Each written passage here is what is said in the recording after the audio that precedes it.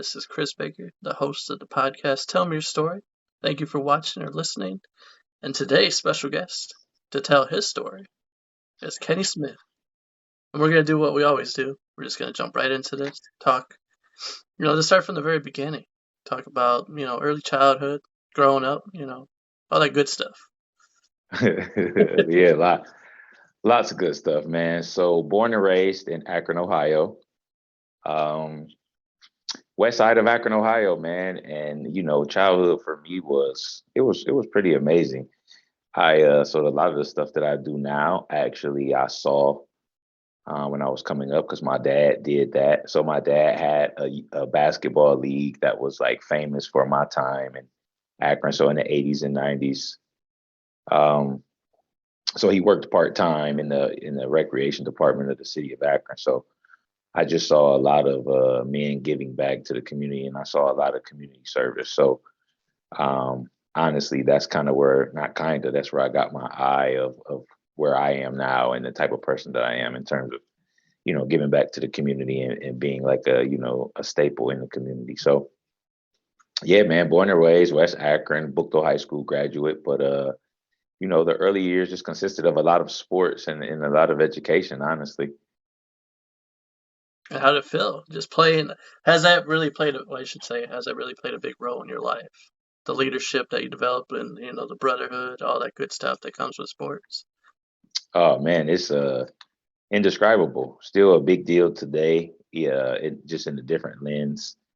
But connecting and bonding with different people, different backgrounds, different cultures, man, sports, really, really opens up the door um to a different world, right? Like, because when you're with a team and you're working toward a common goal, like you don't really have a lot of the, kind of selfish things that people bring into the world when they're doing things individually, but toward a collective goal. Like sometimes those individual areas can kind of get in the way. But like as a team, for example, basketball, like at the end of the day, we're trying to win the game as a team. And so you sacrifice and you put things aside so that the team can be better. And so that's a life skill.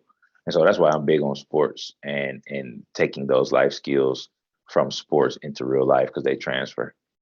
So are you more of a basketball guy, football guy? What sports were you playing? Definitely basketball. A basketball fanatic. I mean, as a kid though, I did everything. I played basketball, I bowled, I played football, I played baseball. So, I mean, we did it all, but, my parents encouraged, to do everything. And then, as you get older, you gravitate toward what you really enjoy the most. And, for me, football start off as 90 degrees, and then when it ends, it's 9 below. So here in Ohio, so I really didn't enjoy that. Don't remind Ba- me, man. Don't remind me. base- Baseball was too slow for me. It was fun to play, but I'm a fast-paced guy. Actually, my second favorite sport is bowling.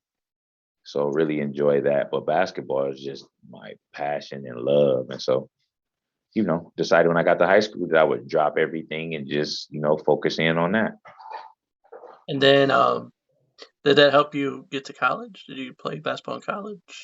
Yep. Yep. It did. So I was able to, high school was very competitive and we had some great people. But I was able to use that as leverage to, yes, I played in college. So I played in high school, graduated from Buchtel in 2000. And I actually out of high school, I went to a Division II school in upstate New York, right over the Hudson River called NYAC, NYACK College.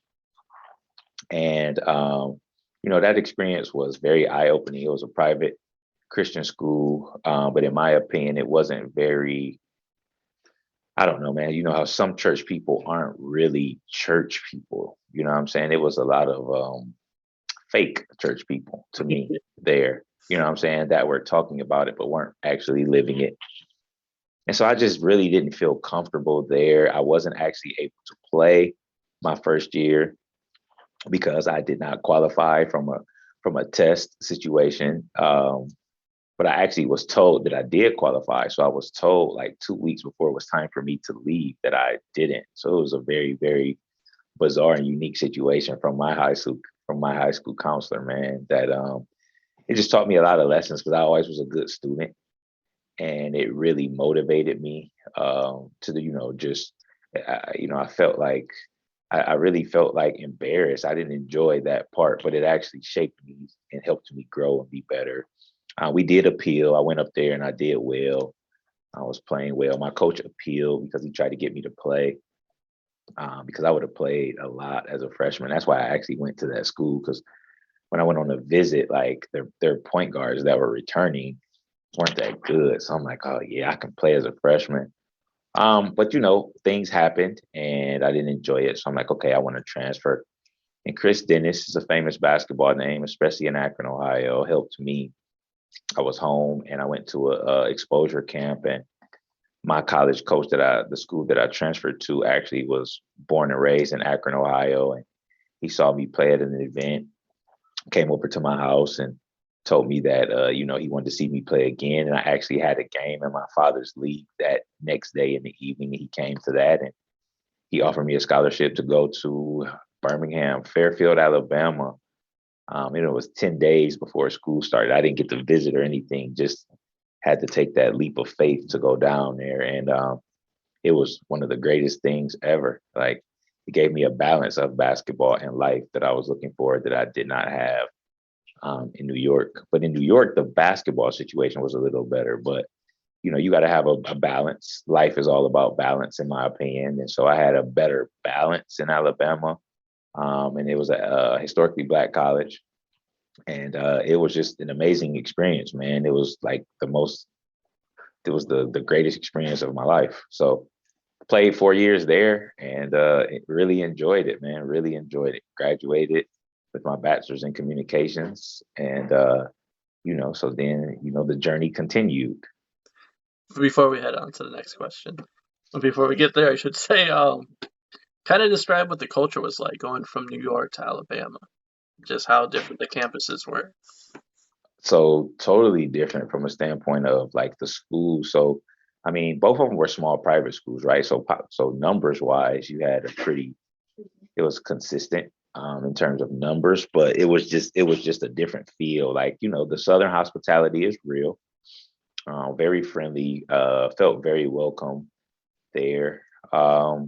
It just was two different lives. Like a HBCU is a totally different experience that you actually have to experience. Like, you hear about it, but it's something that you actually have to experience. My sister happened to be at Alabama State at the time of when I went down there. It was her final year. My dad went to Central State, so I knew about HBCUs, but I wasn't limited to that. I just wanted to play basketball. But both experiences were good in terms of me learning and being around different people, because Nyack was actually very diverse though. So it was a lot of different type of people. I mean, New York is a very diverse place anyway.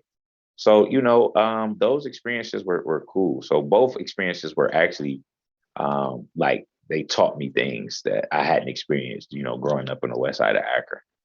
Now, I've heard stuff about Alabama. Like, there's certain parts down there. Is it Uh, true that there's parts in Alabama that are still segregated? I'm sure. I'm sure it is. Like, I never went to those places, but like when we would go and play in different parts of the state, and we played in Mississippi and we played in the other southern states. So you saw Confederate flags and you saw like more in the country and things of that nature. Um, but honestly, I didn't have like any negative, like, well, I had one negative racial experience down in Alabama. I had more in the Midwest than I did in the South. I mean, obviously, I was here longer, to experience it more, and so it's things like that are everywhere. But Birmingham was slower than where I am too, and so it was the biggest city in Alabama, but it was slower. But it was fun because you had people from other southern states and other southern big cities like Atlanta and Miami and things of that nature. So it actually was just a southern experience that the weather was great. I didn't have to worry about snow. Right. So it was great. It was great for me, man. It was cool. Then it kind of opened the door for you to get to taste that southern food. Oh yeah. Oh, definitely. It's like, man, I don't have this back home. I like this. It was amazing. Now, are you when did you move back? Are you still in? So no, yeah, I'm back in Ohio, which I never planned on, right? So I did my internship in Atlanta prior to my senior year of undergrad, and I wanted to live in Atlanta. So my goal was to live in Atlanta, Georgia. Like I really enjoyed Atlanta, but also in playing college basketball, I wanted to try to get paid to play basketball. So my connections, so to speak, were more so here than it was down there. So I had different people here that would talk to about, those professional experiences. And so I came home after, well, so I graduated, I come home, obviously, but then I went down to Atlanta and stayed with a family friend for a while with like resumes and trying to get a job. And I'm like, man, I have to try to play basketball. Like I'm never going to live it down. So I came home, started working out, and I was actually able to do that. So 2006, I played in the IBL, the International Basketball League, in Cuyahoga Falls. And at that time, I started substitute teaching too. So all of this kind of blended together. But, Hey, bef- but before that, though, I was going to like trying out like for ABA teams. And, you're from a small school, you're just trying to figure out a way to get an opportunity. So I tried out for an ABA team in Western Pennsylvania, going towards New York, and I met some people. And so what ended up happening was, like I said, '06 I played in the IBL. '07 I actually was able to go to the Middle East and South America, um, and get that experience with basketball and actually getting to see the world. So I went to Dubai and Abu Dhabi in the Middle East, and then I went to Chile, Argentina, Uruguay, um, in South America, right? And so I had an opportunity to do that. So I played those 2 years after undergrad, came home back home to Akron after I got finished in South America, and I had an injury playing in a adult league at First Apostolic Church. And I don't want to say that like that ended my career because I could, but it actually like made me evaluate. I had given myself to 25. I graduated undergrad at 22. And so I was planning to chase the ball for 3 years and see kind of if I was on an upward trajectory, I would keep going. And that happened. But like I said, and when I played in the IBL, we weren't getting paid. We got paid for like 7 games, 5 or 7. I don't remember exactly, but then we didn't have any more money. We were like playing for film, and I was only getting, it was $75 a game for me. Some people's contracts were higher, but we weren't getting like major money, but it was opportunity to get film. But in that process, I started subbing and I got into education, and I'm like, man, this is fun. And so there was when I developed like what my next move was going to be, not even trying to and not knowing. And so I became an educator after that. So, I just finished my 15th year in education after last school year. So it just, everything is divine and everything happened the way that it was supposed to. yeah, let's dig into that. Going from basketball, thinking that was pretty much your calling that you felt like at first that you wanted to do this. You're gonna make it to the NBA. Every kid's probably thinking that too. Yeah, every kid, we all think we're going to the NBA. The NBA, NFL, you name it, we're gonna make it. And then Right. career comes to an end. All of a sudden, you find this new passion, and you realize like, hey, I actually kind of like doing this. This is cool. I like teaching kids, and it's fun. So let's dig into that. Let's talk about it. So the first time I subbed when I was playing in the IBL, so my best friend's mom told me to sub multiple times. I'm like, no, I was not trying to do it, right? I'm like, I'm not subbing. She was like, you love kids. And I was home and I had a degree and I wasn't really making any money. I was had my little $9 an hour job. She's like, I'm telling you, it pays well, you'll enjoy it. So I'm like, nah, mom, I'm good.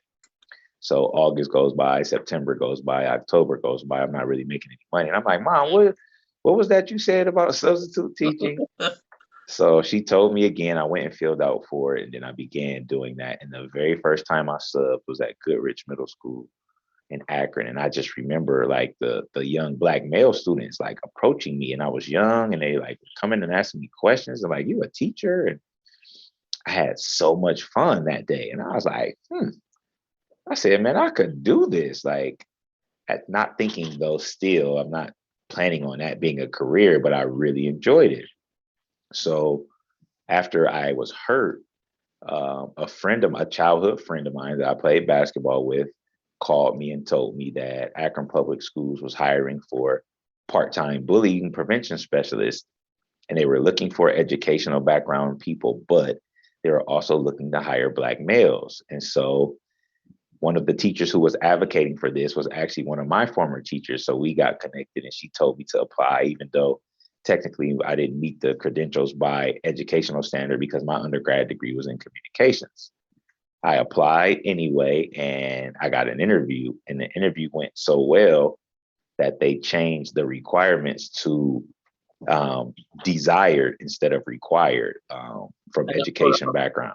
Let me let's talk about the interview. Talk about the progress. Can you remember? I mean, I know it's a little while ago, but can you remember the details and what it was like?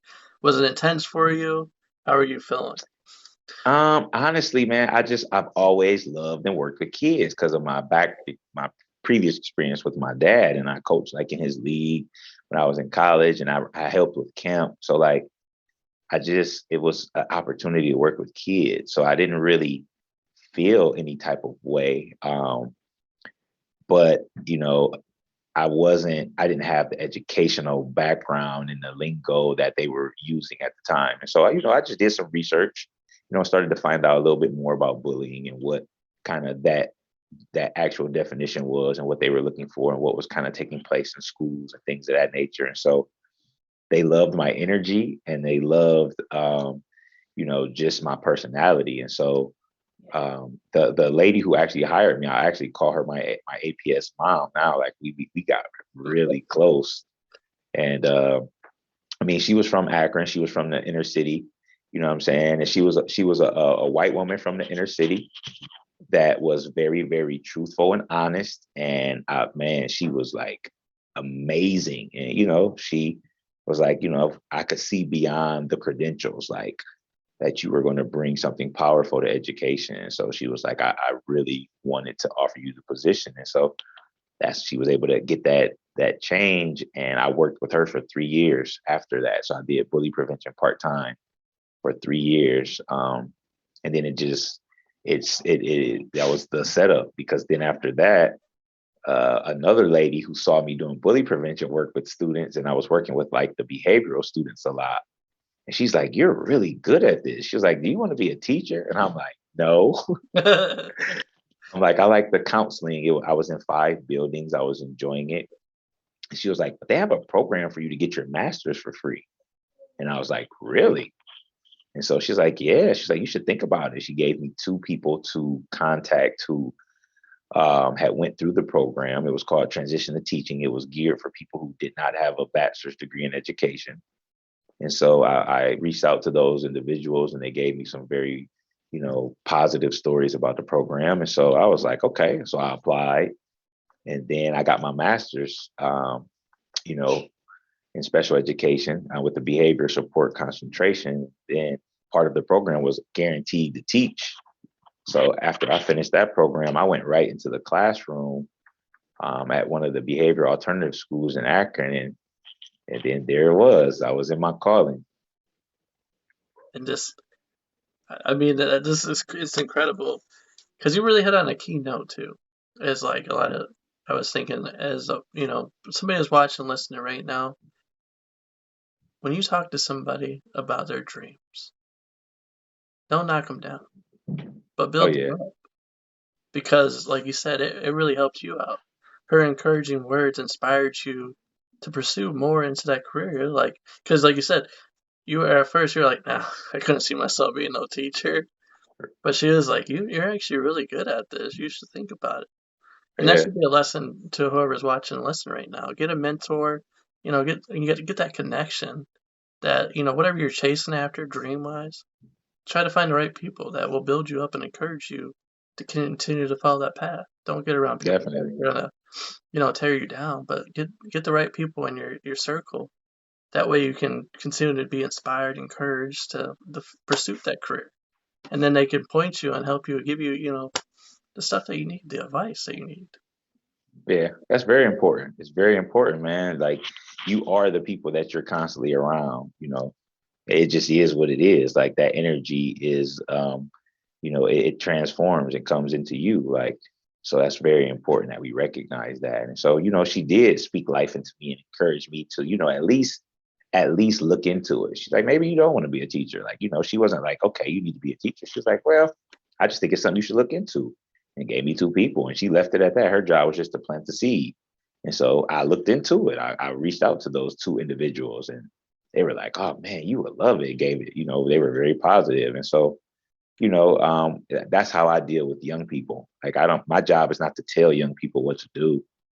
Like, as a teacher, I always told them my job for them was to learn how to think for themselves. So of course I'm gonna give them advice and try to guide them and help them, but I never like told kids what to do. Kids don't want to be told what to do. Nope. When you make it as a suggestion and you empower them, it's just a difference. So teaching is an art that everyone doesn't possess that, unfortunately. But yeah, so it was powerful. And just like you said, that's really what it's all about, man. Just planting that seed in somebody, and before you know it, it's growing in you. Here we are, 15 years later. Yeah, and think about it, like how much of an impact that took on your life. Had that opportunity not, the door wasn't there. Had she not told you that, where would you be? Right. Right. Who knows, man? Who knows what I would have continued to do? Who knows, honestly, like, because I didn't see myself as a teacher, so I don't really know what would have been next. I feel like I would have eventually found my way in education because I was enjoying it so much. But who knows? And then when opportunities come, you have to be ready and prepared. And so I was ready to take advantage of that opportunity too. So I think that's very important as well. Like, opportunities, when they come, you got to be ready to take advantage of them.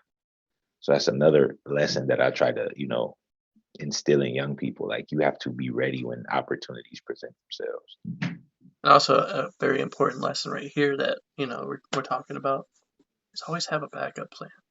You were chasing the dream of being in the NBA, but you got to that point where you're like, and then thankfully you had that backup plan because somebody helped you and told you like, hey, you're pretty good at this, man. And thankfully you did, because like you said, Yeah. you had no idea where you would be at. Would you still be trying out for teams? Where you'd be working? Who knows? Who knows what would be going Yeah. on? Some people chase that dream so long and aren't realistic. So, like, I just gave it everything that I had for a couple of years and was able to live with the results, right? Like, I'm a 6 foot guard. Like, was I how far was it really going to take me? I mean, I gave it my all, and I'm very, very satisfied with my journey. Like, I don't have any, man, if I would have just, I don't have a woulda, coulda, shoulda story. That's what I always tell young people. Like, I'm good. I gave it 150%. I was able to travel the world. I got to see some things that I, didn't know that I would see. And now being a world traveler, like, I just went to an educational conference in Dubai in December, because I went there first playing basketball. And in 2014, I went on vacation with my wife. But like, so now, like, leaving the country for me is not abnormal. Like, that is a part of who I am. Like, going to other parts of the world is going to continue to be something that I do for the rest of my life. So, having that opportunity to open myself up to the world was huge. And you hit on a very, very important note. So, whatever you're chasing, whatever is going on, just 110% everything. Because when the opportunities arise, man, you got to do it. Go after it. Hmm. That way, when you get older, you don't have that factor where you're just like, oh, what if I would have. Don't be that person. For Don't be that sure. person. You don't want to be that For person. sure. And it's like you just hit an important note, man. You're teaching. You're doing it. Always, man. Always. How was it your first couple of years though, once you became a teacher? Man, it was fun. Like, it was different and actually needing to prepare, right? But it was so fun. So I had middle school uh boys, sixth, seventh, and eighth grade, my very first year. And it was at the, like, they were, considered emotionally disturbed and behavioral disabilities. And but at the end, I never went and approached it like that though. Like, I just approached them as regular kids who just needed help. And what I found out was like their home lives and situations that they were dealing with were the reasons behind the behaviors. Behaviors are communicators, right? And they're trying to tell you something, and kids don't always know how to express themselves. So my first year, man, it was amazing. I had a lot of, so I had all African American males. And so you had all the stigmas that came, like they didn't want to read, they couldn't do this, they couldn't do that. So like literally when my first year teacher stipend, I bought We Beat the Streets books about the three doctors from Newark, New Jersey. And my class was like, they loved it. They were asking to read in the morning and in the afternoon. Right. And I tell that story because we had 100 was a challenge at the time, and they didn't have anything like that the boys could relate to. And once we had some literature that they could relate to, they like enjoy reading.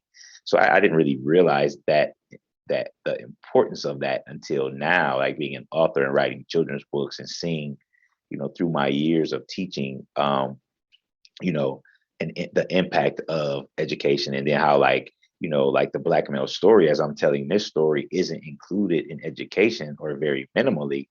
Like all of that is important. So the first couple of years, so my first year I was there, and then I told the principal I didn't plan on leaving.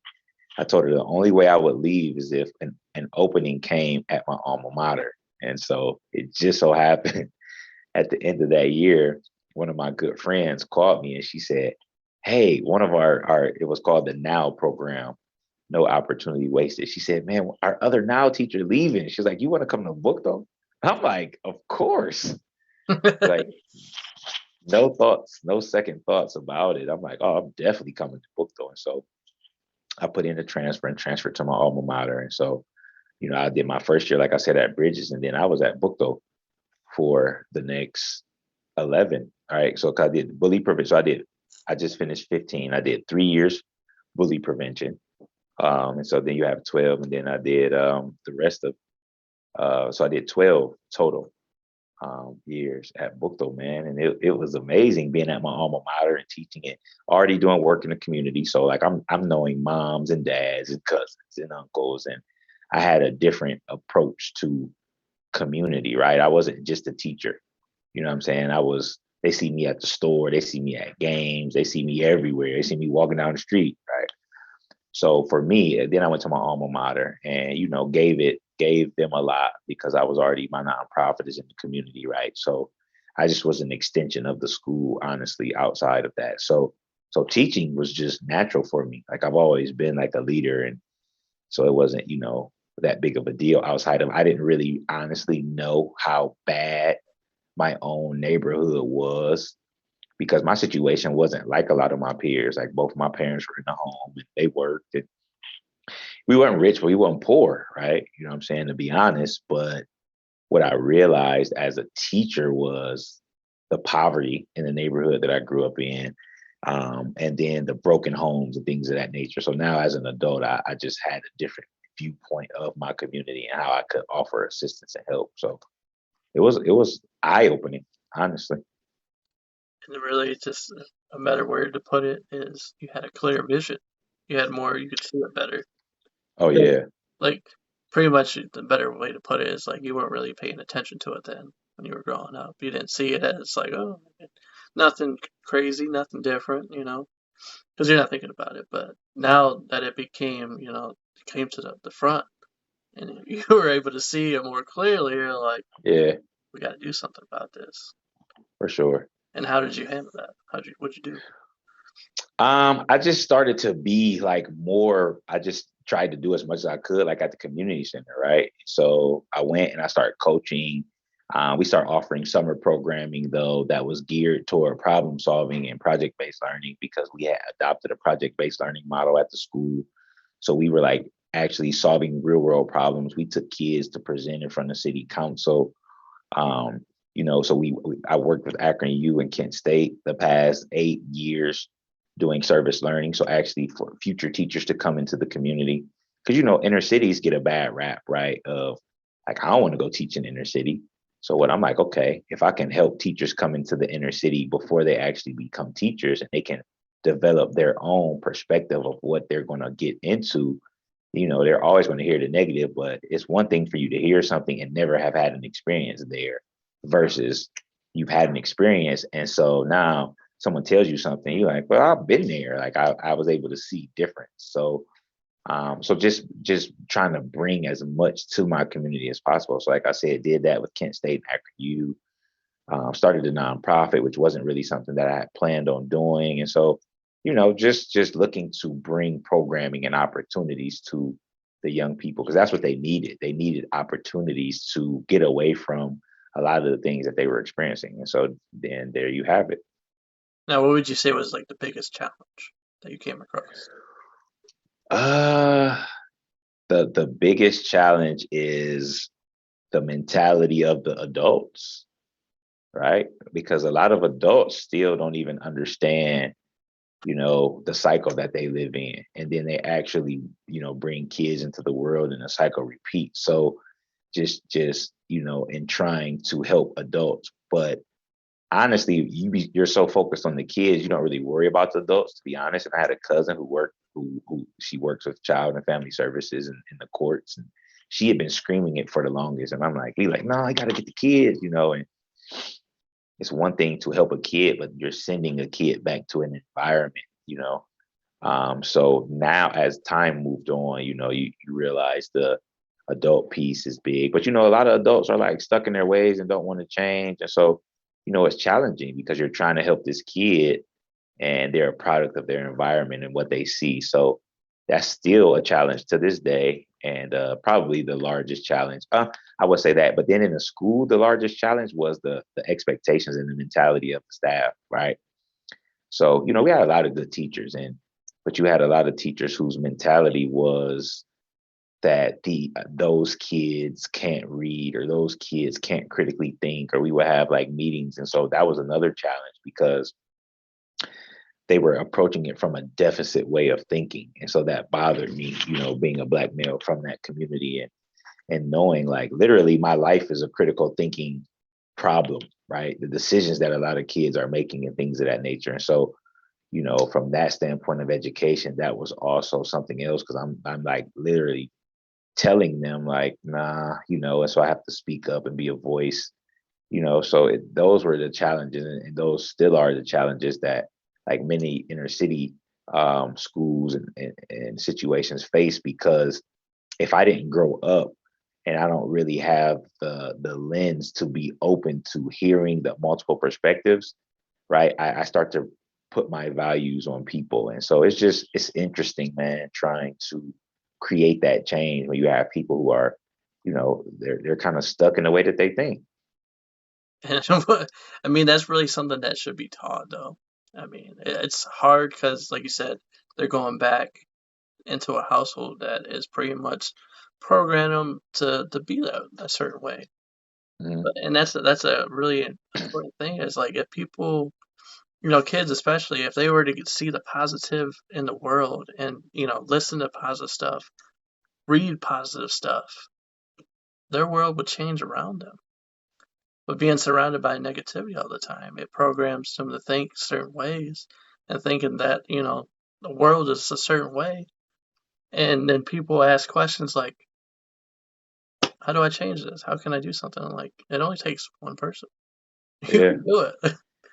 Well, kids are watching, like literally, that's what my most recent children's book I released is called I'm Watching, right? That right there, kids are watching. So you have a lot of parents who tell kids what they want them to do. Like, I want you to do this and I want you to be better than me and things of that nature. Not saying that they shouldn't do that, but like children are watching what you do. So when you tell them one thing, but you're showing them another, you're really being a hypocrite, right? And that's one of the things that I address. And they're not trying to be, you know what I'm saying? Like it's not like they're purposely doing it, but kids watch more than, what you forget what you tell them, they're watching what you do. And really, that's what should be like, kind of like focused on right now. Whoever's watching, listening, write notes, take this down. Watch Yeah. what you do around your kid, and then you won't have, certain questions. I'm not trying to teach you how to parent. Don't get the wrong, For but sure. I'm saying more like, don't give them the phone. I'm seeing this a lot where parents give, kids the phones especially younger kids, and to the point where they don't really understand what they're getting into, a whole different world that really they should be handed a book instead, and Yeah, I agree. it would help them. You know what I'm saying? Well, you're the teacher. Yeah. Well, I see that a lot, man. It's a way to make them quiet. It's like a babysitter. We call cell phones when I was in class. I would tell my students all the time, like, it's your pacifier. You know, you're a baby, you crying, you put your pacifier in, and it soothes you and you feel better. And like that's y'all's pacifier, right? Like you get mad at the teacher and you want to pull out your phone and get on your phone, or we would have conversations about it because then they'd be like, dang, Mr. Smith, like, that makes sense. You know what I'm saying? When you bring it to their attention, right? Like they, again, kids want to be held accountable. So when you like bring it from that perspective, when you just are bringing it from the perspective of trying to help them and letting them know, they're like, dang, I had conversations with students about it. And it's not like, super drastic change, but you just want to plant the seed to help them understand and how, you picking up the phone, you're looking at everyone else's, what they're doing, you're comparing yourself to everyone. It's like, it's a lot now. There could be a lot of positive things too, right? You know what I'm saying? So again, I would tell the kids, like, I'm not going to just focus on all the negative. There's also some positive things. So now when you give them that balance of choice, it's not like you're always just trying to tell them what to do. And kids want to be respected. And I think that we miscommunicate what that means, right? And so that doesn't, like, when I say kids want to be respected, it doesn't mean like just from the way that you interact, like just giving them options to choose, right? That's a form of respecting a kid. You know what I'm saying? Like it doesn't. People always make it seem like it's about the way that you talk to someone, which that's important too. But that's not the only thing that kids are. That's not the way that they're looking at it. I'm telling you, when you give kids choice, you empower them, right? So, just the years of my experience, that's the approach, and how one of the reasons why I was so successful in the classroom was because I wasn't telling them what to do all the time. Of course, that happens, but it's not all the time, right? So, Kind of describe after being in the business for 15 years and then seeing your students grow up and go into the world. How many have come back to you and said that your advice helped them in a way? oh man, so the most gratifying moment was, so, and I didn't, I knew I helped this kid, but like, you don't know, like you try to help all kids. So I'll speak to two.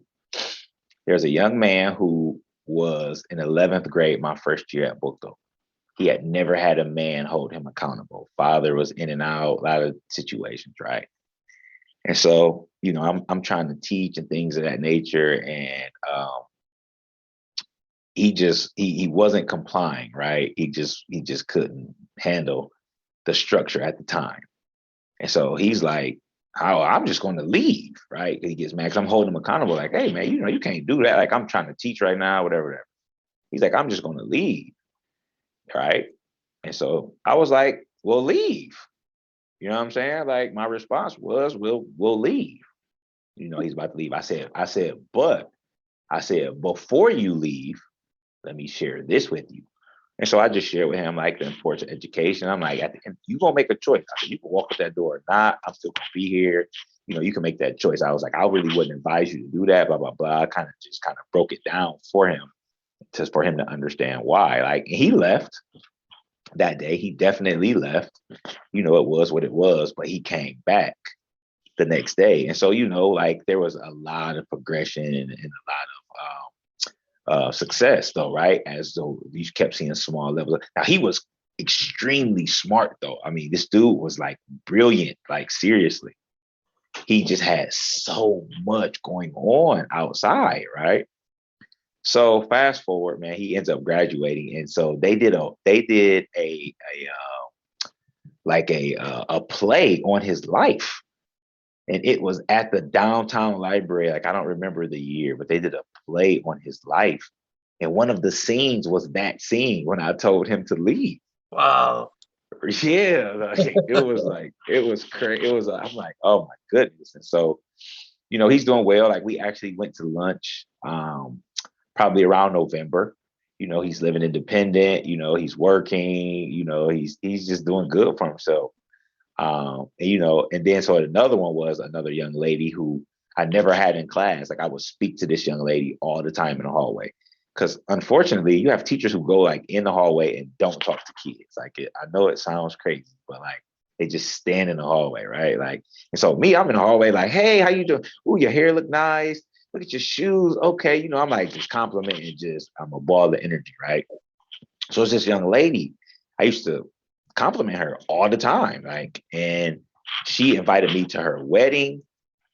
She braided my kid's hair before. You know what I'm saying? Like I never had this girl in class. Like I literally would just be nice to her in the hallway. And like she told me how, big that was because, the mornings where it was a struggle in her family situation and all these different things. And I'm like, dang, I just was being nice in the hallway, man. Like I wasn't trying to do anything per se. I just was in the hallway, trying to uplift young people, make them feel good. And really, people are gonna think I sound like a broken record when I say this, but I say it on every show. The spirit of gratitude is something else, man. You just get Mm, out there in the world and you just say small things, just complimenting people, and it goes a long way. for It sure. might, it might not seem like it at the time. It might, you just tell somebody you got nice looking hair. What's popular right now is the colored hair, the red, the blue, the green. Right. I always like to tell them, like, man, I really love your hair. It's taking it, man. It looks cool. And they're like, really? Yeah. I'm like, yeah, yeah. Because Yeah. People know, that's it took them a long time to do that. that transfer of energy, man, is that's one thing we learn in school. Energy cannot be created or destroyed. It's just transfers, and you transfer that positive energy, then they transfer it. That's a powerful thing. And that's really what it's about, man. And that's why I try to tell everybody about it. It's like just having the spirit of gratitude. Just do it. You compliment somebody, just say something nice to somebody. Because right Yeah, now in this world, you need it more than ever. More than ever. for sure. Positivity needs to be spread like wildfire, man. Just because of what's happened in these last couple of years, being sheltered in, closed in, people are Yep. concerned at what's going to happen to the world. Everybody's freaked out by the littlest things now, but I'll be honest with you, it's it's pretty normal, people. It's normal. Yeah. It's just Positivity, man, it goes a long way. well, yeah, being a positive person, and I'm not trying to force it on you because it takes time to develop, especially depending on where you come from, where you're raised and all that. But becoming a positive person will really make an impact on your life. It'll open many doors and many opportunities. You'll connect with a lot of like-minded people. Hmm. And it's really just a gift to life, man. Once you really appreciate what you have just around you, just even the small things that are huge things, just waking up in a comfortable bed, to be able to see with your eyes, to be able to move your arms, your legs, to be able to hear, taste, smell, hear, be able to drive your Yeah, car. for real. And I share that with young people. Just when they think something is so bad, I'm like, man, people who didn't wake up today, or you do have 5 fingers, 10 fingers, 10 toes, and some people don't like, and that really makes kids think. So I would use that. So it's just important to have multiple perspective, as many perspectives as possible for young people, in my opinion. And just how cool it is, though, how your positive, uplifting spirit just, you could have been like every other teacher. You could have just sat there and just waited until class started. But you made the difference, and you got out there and you complimented the students, and they remembered it. And then the Yeah, girl, what's even cooler is just hearing that, just how inspiring that is to hear a girl that was even in your class invite you yeah, to her wedding and is braiding your daughter's hair, and it's like, wow. yeah, man. Like it's so yeah, man. Education, it's a lot has been coming back. Like now, girls in my nonprofit. One of the a young lady from the very first travel team that I had is getting ready to coach my daughter's team this year. Like it's so she finished undergrad in 3 years and she just got accepted to law school and like just never expecting anything from them. Like now they want to come and give back and help and young people know who treated them right. Like they know. Like a lot of people talk about it, but it's a lot of lip service. Like people really remember how you made them feel, and that's very important. So yeah, I live by that. Like treat people right? Because you never know, like, when you're going to need them again.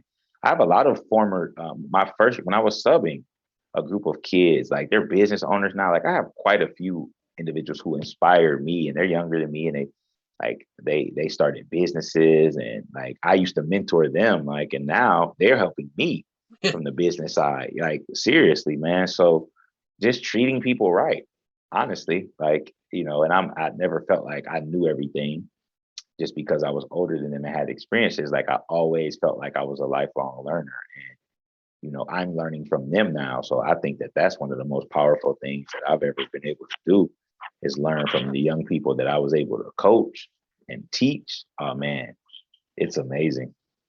And that's the important message right here, people. Positivity goes a long, long way. It comes back as a blessing, man, and blessings flow. Definitely. How was And so it? now I'm in this new space though. Now I'm in a new space. I left traditional education, and so now I started a new journey at the beginning of this school year. And last year I became an author and released my first book. And so now I'm on a new journey because, like you said, God wants me to impact more lives through education. And so here we are now, doing some consulting work and speaking and having children's books and, all of these different things that are new to me and, becoming an entrepreneur.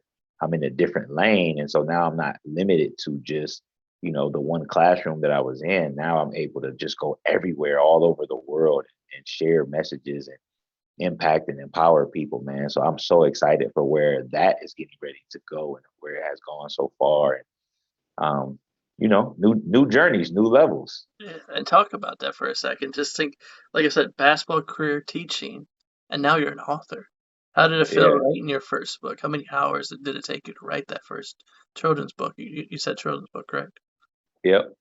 So it really writing was I don't want to, I guess you could say a hidden talent because no my people really didn't know I did that, but I love to write.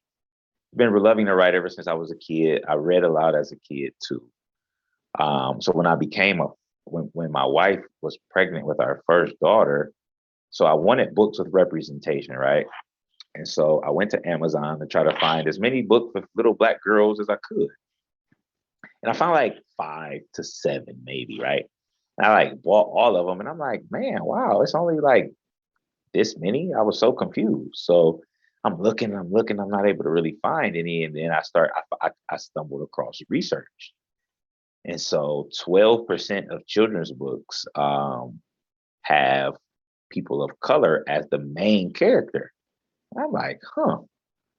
Like, and instead of complaining about it, I'm like, man, I'm gonna write a book about fatherhood. So when my daughters were born and things that I would do, I began to write. So I wrote the book when my daughter was 5.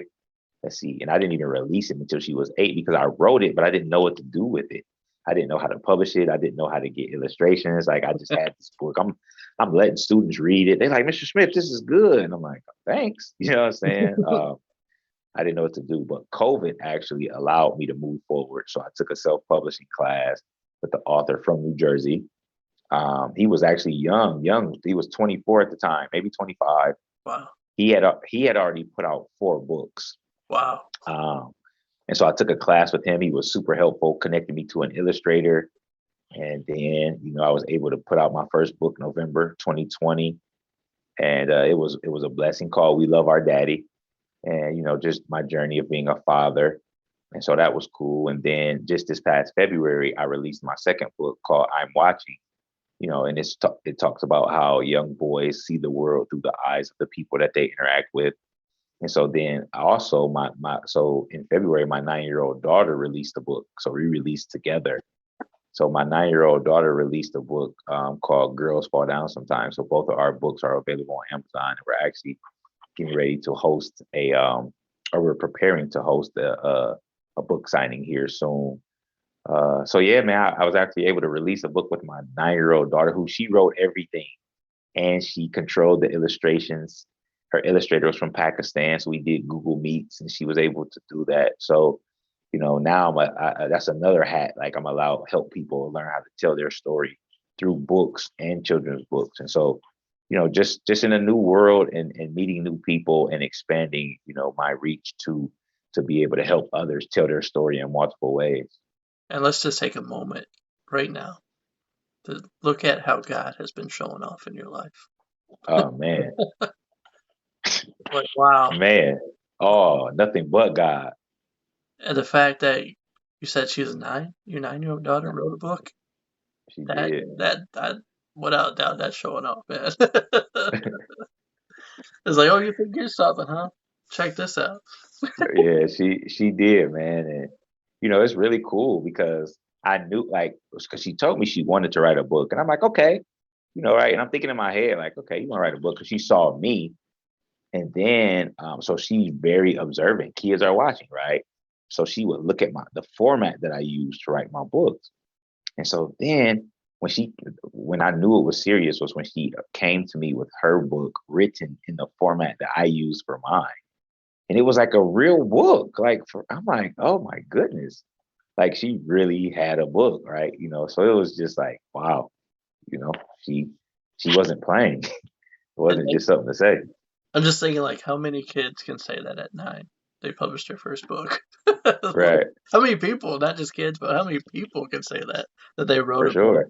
and had it published at the age of 9? Right. That's gonna be in history somewhere. Yeah, for sure. Her name's gonna be out everywhere. What is her book called, actually? It's called Girls Fall Down Sometimes. Girls Fall. Okay, you did say that. Girls Fall Down. Yep. Girls Fall Down Sometimes. You can look it up, or for the people watching, they can look it up on Amazon. And they can purchase, and yeah, man, 9-year-old author. Support the young author because it's only just the beginning of her story, his story, and my story. Let's make it Yeah, happen, people. yeah. And then, so you have 2 books. How many do you plan on writing? Are you gonna keep going? I'm going. I'm getting ready to release a book about my success as a Black male educator. All right. I've been able to tell my story, but like there were some specific things that I was able to do that made me a successful teacher. And the world of education needs to know it because now Black males used to represent 2%. It's dropped over the course of the pandemic. So now Black males represent 1.6% of the teaching population. And so, but Black males are suspended the most. And, what I mean? Academically, the Black male percentages aren't leveling out. And I believe I've seen so many variables into their success. But when you think about it, if you think about your school experience, right? So let's be factual to this day. So I just was having this conversation with my own daughter. When I was in school, the Black males that were introduced to me were Martin Luther King and Malcolm X, like extensively, right?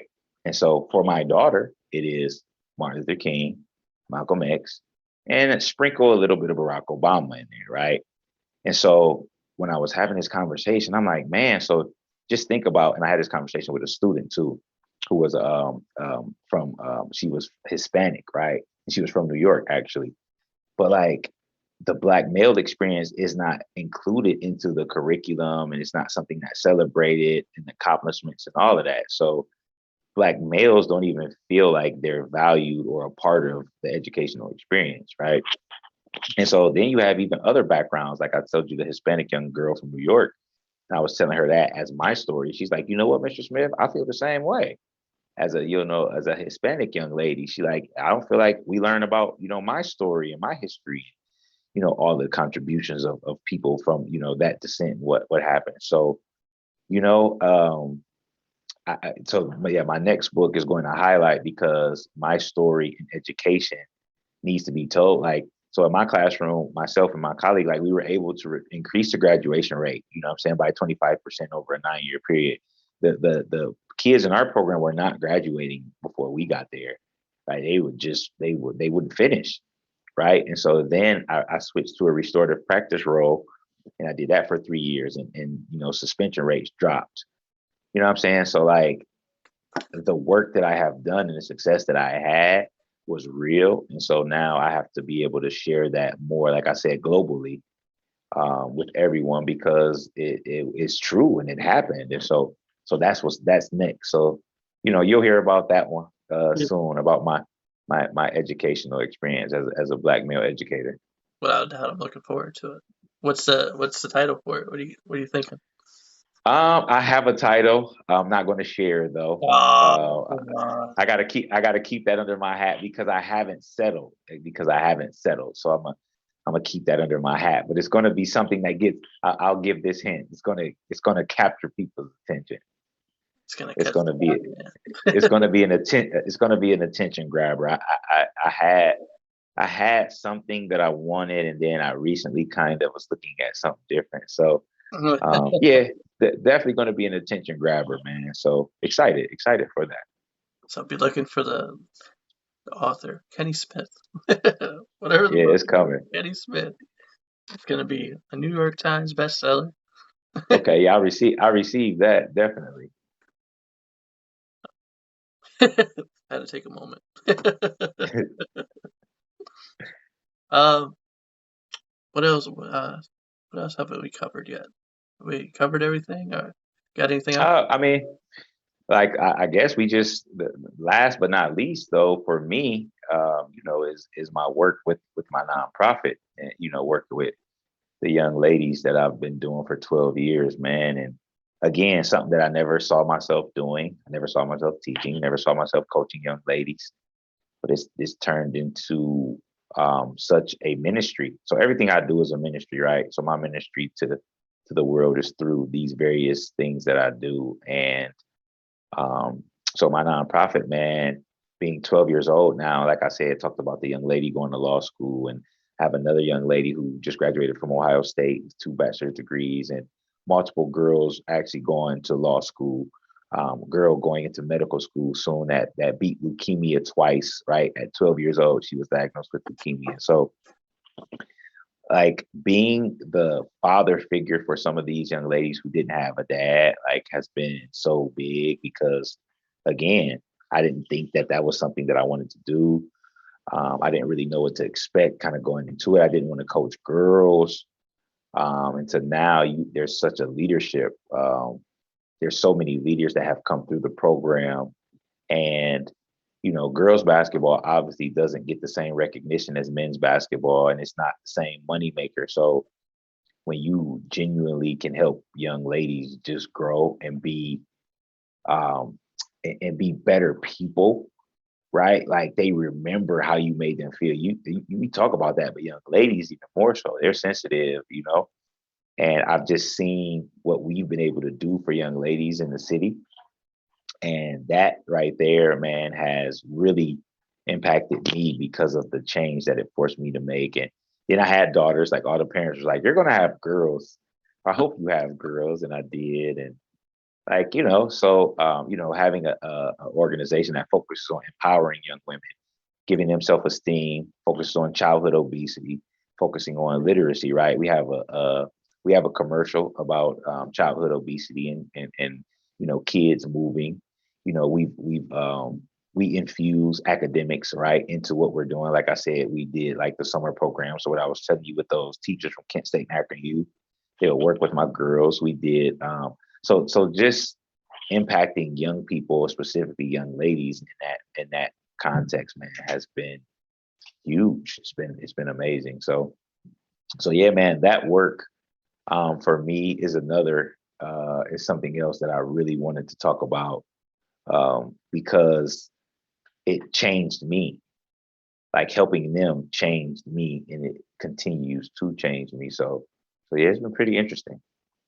Just really like I'm just blown away, man, because this thing of like went from just basketball career, and that was you thought that was your calling, but here God was saying, "Nah, I got something much much better for you." Something great. So I'll even tell you this story, right? This true story. And this is the motto behind the nonprofit, right? So I always knew that I wanted to coach, but I wanted to be about more than basketball. So when I was in 8th grade and I was in middle school, no, sorry, 7th grade. 7th grade, when the alphabet first entered the math world, right? I struggled, right? I got my first F ever. And so I was really trying, but I was struggling, right? And so my mom was like, "Oh, you got an F, no basketball." Like no basketball. Like you can go to the game, yeah, you can sit on the bench, but like you're not playing. And I'm like, huh? Like my mom was not playing. Like so, I went to the game, like, and I could not play. And so my team actually won the championship without me. Like I was sitting on the bench watching them play, and my mom was like, you're not playing basketball. You got Fs. Like no. And so that allowed me to, with the organization, create like the GPA requirement and the emphasis on grades, right? And so, like, it's so funny because when a kid can't play because of their grades, and I tell them that they can't play because of their grades, and they feel so bad and down. And I tell them, guess who else had to experience this? Me, right? And they just look like, and then they learn my story. Like, so it's not like I was in your shoes, right? You know what I mean? So it's just so powerful because, and the girls know, like, I don't play, like, I don't get paid to do what I do at Ladies First. Like, so that being said, like, that's the standard. And so they meet it and they exceed it. And, it's just, that's the story behind, why we do what we do. And it's been super successful. How incredible that is, though. Just seeing that, just taking a step really into it where you didn't really feel comfortable with, and being able to do that and succeed at it. Like how awesome that is. Yeah, man. So yeah, man, in a nutshell, this is where I am now. I'm in this new stage, and we're gonna see what God has for me in this stage. And the most important message right here is this only just the beginning. For sure. Like really thinking about it, like basketball career, teaching. Now you're doing this. You're coaching. And it's Right. like wow. What's next, God? What's next? That's the question. What's next, God? Like what you want me to do? And that's like really awesome to wake up to every day, just feeling that way. Like you're excited. You probably wake up feeling excited. You jump out of bed. Yeah. Yeah. Yeah, for sure. What Time to go get that workout, get that early morning workout, get that day started. what do you got planned for me? What's gonna happen today? That's just how I Yeah. feel every day when I wake up, man. What's gonna happen today? What you know? But as we begin to wrap this thing up, I just want to say thank you for coming on and telling your story. And it's just, I know without a doubt, it's inspired somebody, encouraged somebody, and somebody is probably wondering right now. Somebody's probably asking the question, what do I do? How do I get into that career path? How do I know that it's really for me? What do you say? What is your advice to that person? Go be of service. You will not know until you go do things. Like I didn't know I wanted to coach girls until I start helping the girls. It wasn't something planned, right? They put a girl team together at the community center, and I went and helped them.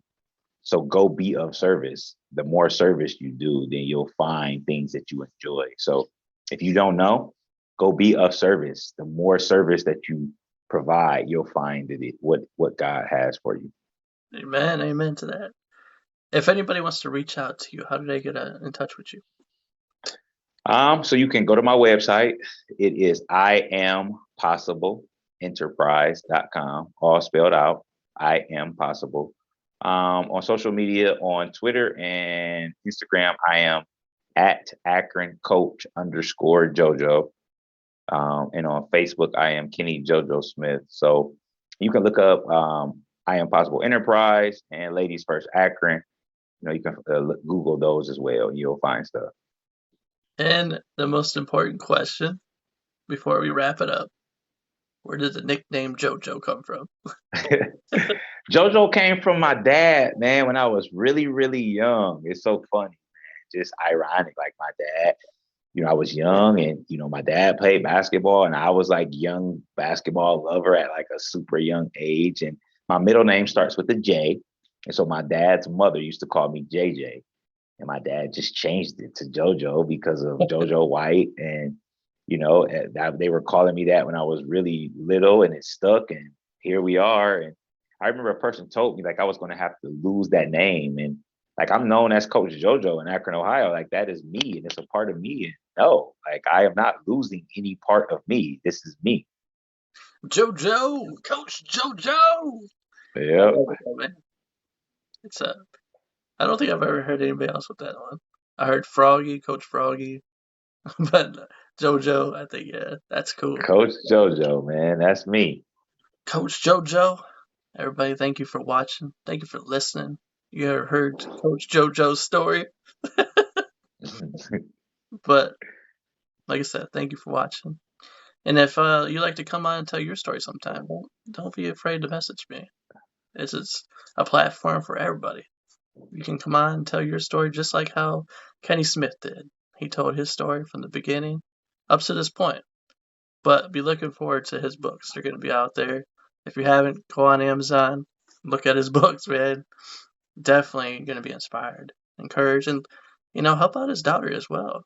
How cool that is. Let's go back to that. 9 years old and publishing a book. Wow. But anyway, this is Chris. Thanks for watching. Thanks for listening.